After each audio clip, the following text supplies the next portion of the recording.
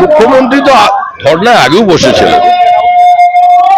মুখ্যমন্ত্রী ধর্নায় বসতে পারেন, মুখ্যমন্ত্রী দিল্লি যেতে পারেন, আরেকবার সুপ্রিম কোর্টে যেতে পারেন, মুখ্যমন্ত্রী ম্যারাথন দৌড়ে অংশগ্রহণ করতে পারেন, তারপরেও এসআইআর হবে।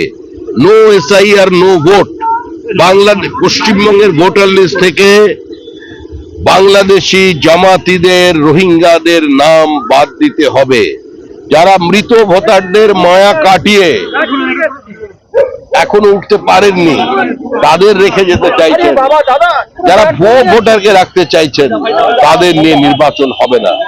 মুখ্যমন্ত্রীর ঘোষিত এজেন্ডা মানুষের জানা, আমাদের এজেন্ডাও মানুষ জানেন। ডিটেক্ট, ডিলিট এন্ড রিপোর্ট, আমরা সেখানেই আছি। 60 লক্ষ বিবেচনাধীন আছে। 60 লক্ষ বাম এবং কংগ্রেস বলছে এটা ফয়সলা না করলে ভোট করতে দেবো না, কি বলবেন? দেখুন, প্রত্যেক রাজনৈতিক দলের অধিকারও আছে কথা বলার। আমরাও তো বলছি নো এসআইআর নো ভোট।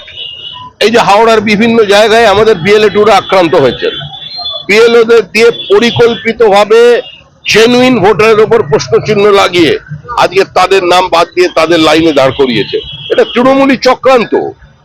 সুতরাং আমরাও বলছি, আমাদের ফর্ম 7, আমাদের অভিযোগ যা ছিল সেগুলোকে অ্যাড্রেস করতে হবে, তার শুনানি করতে হবে। তাছাড়া আমরা নির্বাচনে অংশগ্রহণ করব না। মাঝপথে এসআইআর বন্ধ করে দেওয়া যাবে না। No SIR no vote.